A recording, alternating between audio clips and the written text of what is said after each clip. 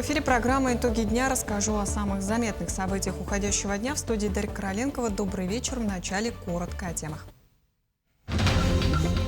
Несчастный случай в историческом парке Якутска. Погиб подросток. Внутри танка обрушилась металлическая конструкция, придавив ребенка. Правила назначения единого пособия изменились с Нового года. Среди нововведений перечень учитываемых доходов семьи. Якутские предприниматели выражают серьезную тревогу из-за роста налогов. Реформа 2026 может ударить по доходам населения и малому бизнесу. По итогам выездов онкодесанта у 20% осмотренных выявлены онкозаболевания, большая часть на ранней стадии благодаря ранней диагностике. Узнаем подробнее о программе. Герой России Артур Орлов посетил Якутию с серией рабочих встреч. Цель – развитие патриотических проектов и молодежных инициатив. Сегодня на территории исторического парка «Россия. Моя история» в Якутске произошел несчастный случай, в результате которого погиб подросток 2009 года рождения. По предварительным данным, двое несовершеннолетних проникли внутрь экспоната танка-памятника через нижний технологический люк. Находясь внутри машины, мальчик попал под упавшую тяжелую металлическую конструкцию, которая его придавила. Полученные травмы оказались смертельными, ребенок скончался на месте происшествия. Директор музея Дмитрий Соловьев сообщил, что танк был полностью осмотрен и демилитаризован перед установкой на площадке. В настоящее время прокуратура проводит проверку, в ходе которой даст правовую оценку обеспечению безопасности на территории парка. Предварительно установлено, что, находясь на территории исторического парка, где представлена военная техника, подросток 2009 года рождения, проникнув внутрь танка через нижний люк, при падении одной из конструкций получил травму, в результате которой скончался на месте. В ходе проверки прокуратура даст оценку причинам и условиям гибели ребенка, соблюдению законодательства об обеспечении безопасности при нахождении на территории исторического парка, действиям, бездействию уполномоченных должностных лиц и другим вопросам. По результатам проверки при наличии оснований будут приняты меры прокурорского реагирования. Сотрудники прокуратуры провели проверку по факту отравления хлором в бассейне. В общей сложности пострадало 13 детей. Им поставлен диагноз токсическое действие хлора легкой степени, химический ожог глаз легкой степени и назначено амбулаторное лечение. Напомним, что инцидент произошел в декабре прошлого года во время тренировки. В ходе прокурорской проверки выявлено превышение остаточного свободного хлора, использование приборов и реактивов, которые не отвечают установленным требованиям, отсутствие лабораторного контроля на этапах водоподготовки и системы дозирования поступления реагентов в воду в необходимых количествах. В целях устранения нарушений прокуратура города внесла представление руководителю спортивной школы по футболу.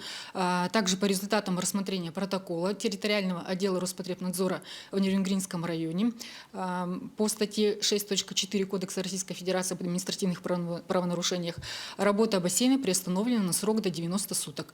Также на контроле прокуратуры находятся результаты расследования уголовного дела, возбужденного по статье 238 Уголовного кодекса Российской Федерации, оказание услуг, не отвечающих требованиям безопасности.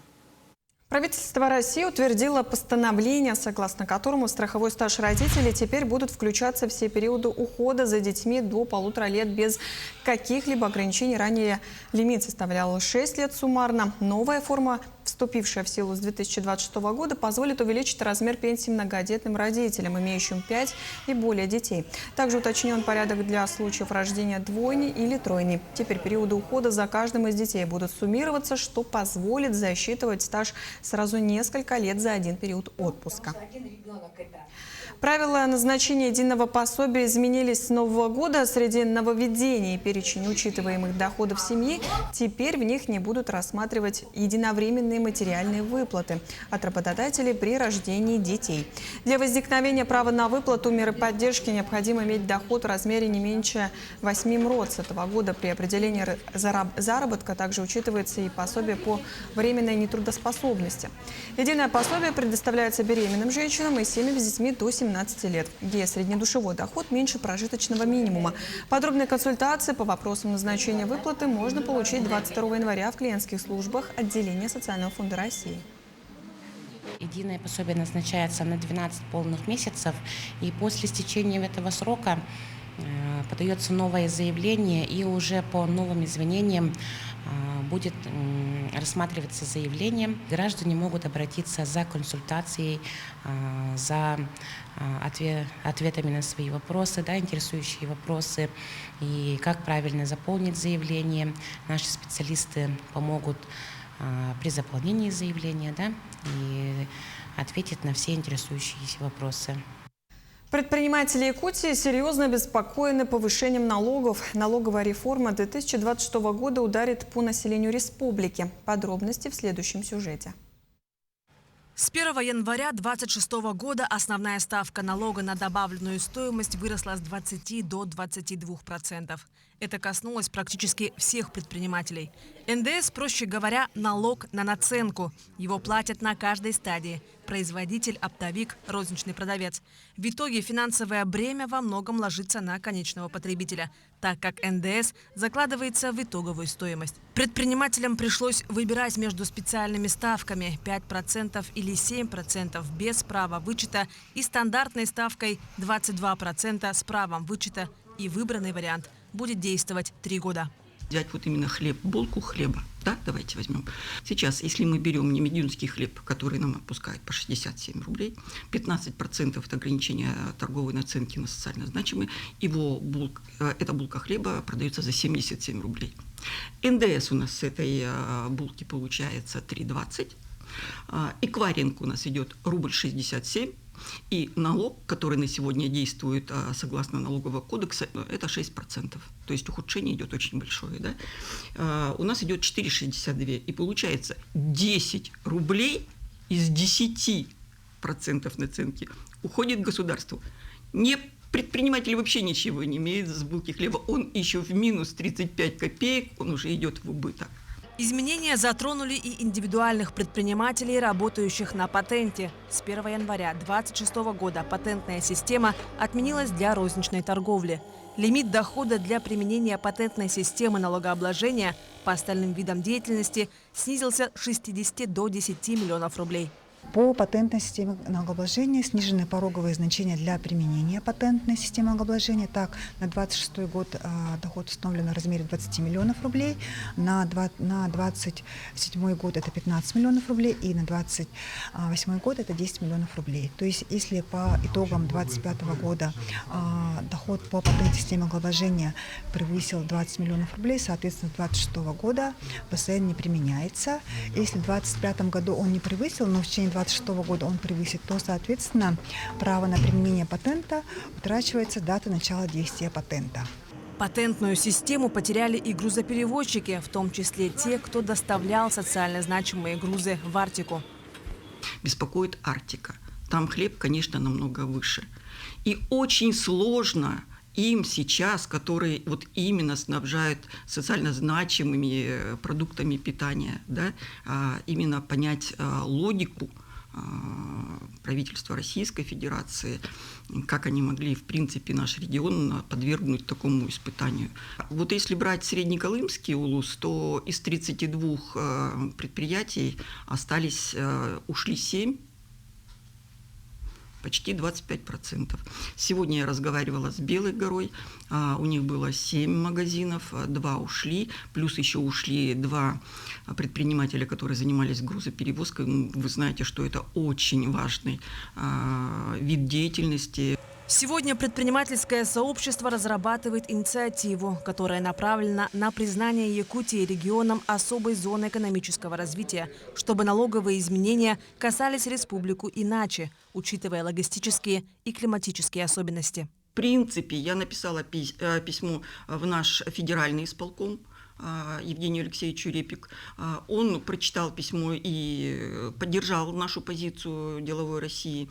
Они должны были 26-го встретиться с Владимиром Владимировичем Путиным, передать вот это вот предложение. Они сказали: обращайтесь к вашему федеральному куратору и Трутневу. Есть те моменты, которые можно согласовать с правительством Российской Федерации, и можно подумать об особых условиях ведения бизнеса в нашем регионе. Марферина Алексеева, Иван Саркаумов, Якутск. С начала этого года филиалом ФОДа «Защитники Отечества» расширяется механизм оплаты проезда участников СВО на лечение в Центре реабилитации соцфонда. Теперь демобилизованные военнослужащие смогут получать для этого проездные билеты. Это позволяет не только не тратить деньги, но и в дальнейшем не обращаться за компенсацией. Он будет предоставляться на все виды транспорта, на дорогу туда и обратно. Если ветеран нуждается в сопровождении, то проезд, проживание и питание, а также оплачивается и на сопровождающего. Дополнительно продолжается работа по направлению на санаторно-курортное лечение в санатории Бесчагда, Подмосковье, для участников специальной военной операции и их жен, а также жен погибших участников специальной военной операции предоставляется безвозмездная путевка на оздоровление сроком до 20 дней. Родителям участников специальной военной операции путевка оформляется согласно постановлению правительства Республики Саха-Якутия за номером 604 сроком на 14 дней один раз в 3 года. Ознакомиться с порядком можно в представительстве санатория Бесчагда в городе Якутске. Школа номер 1 в центре Якутска откроется этой весной. Первый заместитель председателя правительства республики Дмитрий Садовников провел совещание, посвященное строительству социально значимых объектов республики. В ходе обсуждения отметили, что вопрос о строительстве 6 фельдшерско-акушерских пунктов и врачебной амбулатории в Улусах остается открытым из-за отсутствия финансирования. Тем не менее, строительство 2 школ приближается к завершению. Новое здание специальной коррекционной школы на улице Пирогова в столице должна быть сдана к концу этого года, а первая школа города Якутска на последних стадиях завершения работ. Открытие запланировано уже на март. Мы обсуждали вопрос строительства первой школы. Сегодня заказчиком вопрос ведется по выдаче заключения завершения строительства. И здесь, конечно, мы рады за подрядную организацию, за учащихся, за жителей города Якутска, что данный хороший объект в центре города, не меняя свой облик, по сути, будет сдан и на радость нашим детям, образовательному, как говорится, комплексу города Якутска. Сегодня к этому мы идем. Весна покажет, кто и где. Эта фраза идеально можно описать базовые правила для выгула домашних питомцев. Тем более, с недавних пор эти правила закреплены на бумаге. Но что делать, если гулять с питомцем нужно, а места для этого нет, выяснял Петр Васильев. Каждый свой день уже на протяжении 3 лет жительница Якутска Елена Якушева начинает именно так, с легкой прогулки со своим питомцем. Гуляют несколько раз в день, в основном не отходя от дома, но за питомцем всегда убирают. Холодно, далеко мы никуда не можем идти. Весной мы далеко уходим на набережную, по городу везде гуляем. Здесь рядом с тем, где вы гуляете, Островского 4, здесь есть площадка для выгула. В целом пользуетесь, как оцениваете? Ну, на самом деле, она, честно говоря, ни о чем, она очень маленькая, там невозможно. Мы туда заходим и выходим, все. Случай Елены и ее питомца, безусловно, не единичный. И здесь абсолютно не вопрос лени хозяев. Столица республики попросту не изобилует наличием специальных мест для выгула. Если взглянуть на карту Якутска, таких точек для качественной прогулки с питомцем всего 9. Вот, например, Губинский округ, пара мест в центре города, на окраинах, и на этом все. Логистика, мягко сказать, неудобная. К слову, закон гласит, заниматься организацией мест для выгула собак должны местные власти и органы ЖКХ. А застройщик должен, в свою очередь, вносить их в проект строительства. Площадки для выгула размещаются на специально выделенных для этого территориях. Если рядом есть зеленые массивы, то площадки можно организовать там. Не просто организовать, они должны быть устроены по всем правилам, утвержденным Минстроем страны. Ограда высотой не менее 1,5 метра, минимальная площадь 80 квадратов, покрытие, тренажеры, в общем, все, чтобы сделать прогулку питомцев увлекательной и, что самое важное, безопасной для всех участников. Когда таких участков нет, но с собакой гулять очень хочется, то жители вправе самостоятельно инициировать создание площадок на уровне УК. Для этого нужно лишь решение собственников. Ну а на случай, если же добиться взаимопонимания не удалось, придется обращаться в муниципалитет. Ведь предусмотреть места для выгула собак – это его обязанность. Один из ярких примеров правильной площадки здесь, в Губинском округе. Первое, что бросается в глаза, это то, что она по всему периметру огорожена специальной сеткой. То есть ни чужая собака не войдет, да и своя не убежит. Конечно же, немаловажно, что на территории установлены специальные урны для отходов. То есть собачка свои дела сделала, все можно убрать, не дожидаясь весенних подснежников. Ну и, конечно же, здесь есть специальные тренажеры, где собака не просто может провести время, но еще и заняться необходимой ей активностью. Безусловно, гулять с намордником и на поводке с собакой можно и во дворе. Но площадка в Губинском округе доказывает, польза от нее есть для всех. Отзывы жителей очень положительные, так как в городе очень мало площадок. На данный момент легло на плечи муниципальных наших дворников. Они занимаются по части уборки снега, уборки мусора и так далее. Также за многоквартирным домом Дзержинского 12/3, там тоже наши дворники работают. И с помощью общественных наших работников.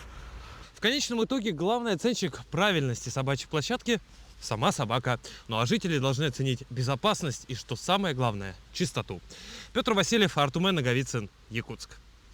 У 20% из 100 пациентов, осмотренных якутскими онкологами, выявили рак. Заболевание диагностировали на ранней стадии в прошлом году благодаря программе «Онкодесант». Это система, по которой специалисты выезжают в районы республики. Подробности о том, каким болезням чаще всего подвержены якутяне, расскажет Саркалана Неустроева. Уже несколько лет специалисты республиканского онкологического диспансера выезжают в районы. Ежегодно они посещают порядка 7-10 улусов, преимущественно отдаленных. И статистика показывает, не зря. Только за последний год они обследовали около 1500 человек. Из них 100 направили в Якутск на дообследование. Мы выявили у 20% из этих направленных больных злокачественное образование. Но здесь стоит отметить, что выявили эти злокачественные образования мы на ранней стадии, у 92%. Таким пациентам врачи дают самые лучшие прогнозы. Их онкозаболевания лучше поддаются лечению, а иногда люди полностью выздоравливают. При этом самыми распространенными недугами среди якутян считаются рак молочной железы, рак легких, рак печени и желудка, отмечает хирург-онколог Борис Бодунов. Именно поэтому в состав онкодесанта входят маммолог, гинеколог, хирург-узист и эндоскопист. Программа «Онкодесант» – это совместная программа с первичным звеном, то есть центральными районными больницами, где выявляют категорию лиц, людей, страдающих хроническими заболеваниями, у которых отягощенный наследственный анамнез. Вот эту группу населения мы как раз и осматриваем. За 3-5 дней выездной работы бригада осматривает около 300 граждан. Структура заболеваний при этом остается неизменной, зато растет процент ранней диагностики. Единственное, что меняется в последнее время, это выявление начальных стадий заболевания рака. То есть процент раннего выявления растет из года в год. На сегодняшний день составляет 59%. Выезды врачей продолжатся и в этом году. Руководство республиканского онкодиспансера уже согласовало план работы. Так специалисты посетят районы, в которых не были ранее, в том числе и арктической группы. Саргалана Неустроева, Иван Сорокаумов, Якутск. Тысячи квадратных метров раскопок и уникальные находки в Якутске подвели итоги археологических исследований за прошлый год. Самым масштабным объектом стала местность Хаптагай. Ученые изучили более 6500 квадратных метров и обнаружили десятки артефактов. Их представят общественности в конце марта на конференции в Мегино-Кангаласском районе. Завершены раскопки на улице Калантрашвили в Якутске. На площади 2700 квадратных метров археологи нашли 14 берестяных грамот, связанных с историей города. Продолжилась и работа по сохранению культурного наследия. За год отреставрированы 16 объектов, под охрану взято 17 памятников. В рамках проекта «Сохраним памятники» восстановлены 2 объекта. Всего с начала реализации программы уже 52. Ну, конечно же, отдельное внимание было уделено популяризации. Проводили научно-практические конференции в Амкинском ЛУСе совместно с администрацией Амкинского ЛУСа. 2 семинара, экспедиции, очень большая экспедиция была по Лекунскому району, а также провели мониторинг 39 различных памятников по всей территории нашей республики. Из печальных моментов следует назвать уничтожение огнем дома, где жил Марк Николаевич Жирков. Виновные лица будут наказаны. Рособорнадзор утвердил минимальные баллы ЕГЭ на 2026 год. Для получения аттестата по русскому языку достаточно набрать 24 балла. Однако для поступления в ВУЗ потребуется минимум 36. Среди предметов по выбору самые высокие пороги установлены для обществознания – 42 балла, и информатики – 40 баллов. Заявления на участие принимаются до 2 февраля 2026 года. Основной период экзаменов пройдет с 1 июня по 9 июля. А возможность пересдать один предмет сохранится в дополнительные дни 8 и 9 июля. В республику с рабочим визитом прибыл герой России Артур Орлов. В рамках поездки запланирован ряд встреч, направленных на развитие патриотического воспитания и поддержку молодежных инициатив в регионе. Артур Валерьевич встретился с главой республики, а также с юноармейцами и активистами движения первых. Подробнее в материале Лилии Бурцевой. Артур Орлов – герой России, председатель общероссийского движения детей и молодежи «Движение первых». Он активно занимается общественной и патриотической деятельностью, поддерживает молодежные инициативы и участвует в проектах, направленных на воспитание подрастающего поколения. Когда приезжаешь в молодежное пространство и ты делаешь определенные выводы, ради чего и чем ты сегодня занимаешься. И вот эти эмоции от обратной связи от ребят понимаешь, что это все делается для них.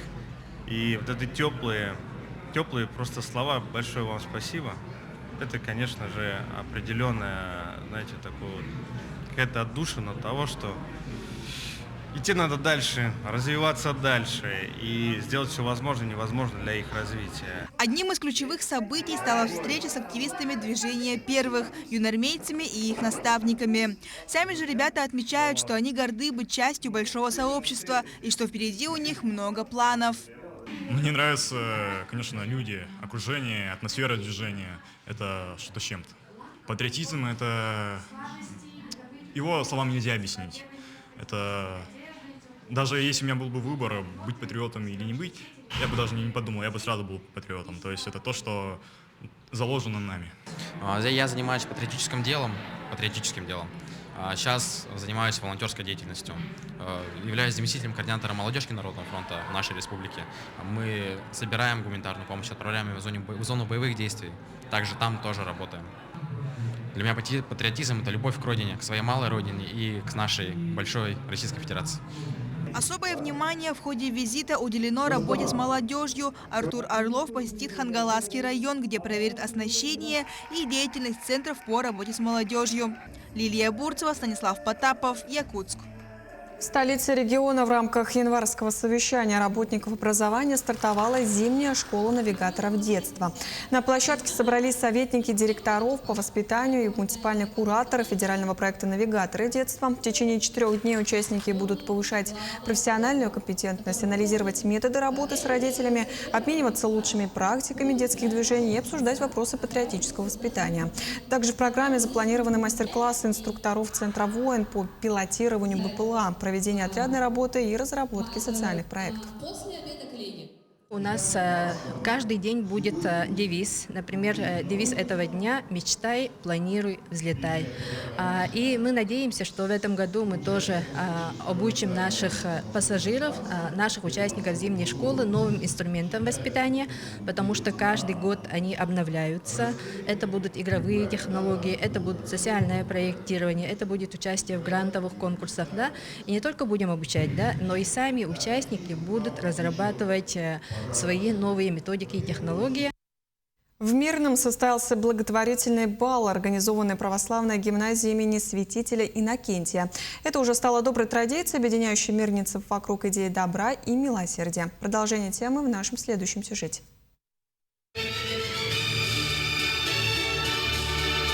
В стенах гимназии развернулось настоящее великолепие. Юные гимназисты продемонстрировали гостям изящество полонеза, кружевную легкость вальса и завораживающую красоту других классических танцев. В том году я не имела представления о том, как это все происходило, но когда я попала в него, мне очень все понравилось. Там можно было и с родителями поучаствовать, и я танцевала. Все было очень красиво. Замечательно. Во-первых, дети красиво одеваются, они знают, как одеться. Они учат нас, мам, что ножки не должны быть открыты, и плечики должны быть закрыты. Ну, конечно, это очень хорошо все. Пусть дети одеваются красиво, танцуют красиво. Это все прекрасно. Гости бала могли не только насладиться прекрасными танцами, но и принять участие в играх и конкурсах. На ярмарке, организованной гимназистами, каждый мог найти сувенир, сделанный с любовью. Кульминацией вечера стал благотворительный аукцион, где были представлены уникальные лоты, созданные руками учеников. В этом году 100 тысяч мы передаем на лечение нашего ученика. Федотов Максим, ученик 3 класса. Это ребенок с ограниченными возможностями здоровья. У него проблемы с двигательным аппаратом. Но это чрезвычайно светлый, очень умный мальчик. Ну и обязательно какая-то часть оставшейся от собранных денег идет, конечно, на помощь нашим защитникам в зону специальной военной операции. Это ежегодная цель у нас такая. Благотворительные балы проводятся в гимназии с 2019 года. За эти годы удалось собрать и передать нуждающимся около 2 миллионов рублей. Этот бал не просто праздник, а реальная возможность помочь тем, кто в этом нуждается, проявить сострадание и внести свой вклад в общее дело. Анна Васильева, Мирный. Таким увидели этот день наши корреспонденты. Ну а я с вами прощаюсь. Всего доброго и до встречи в эфире.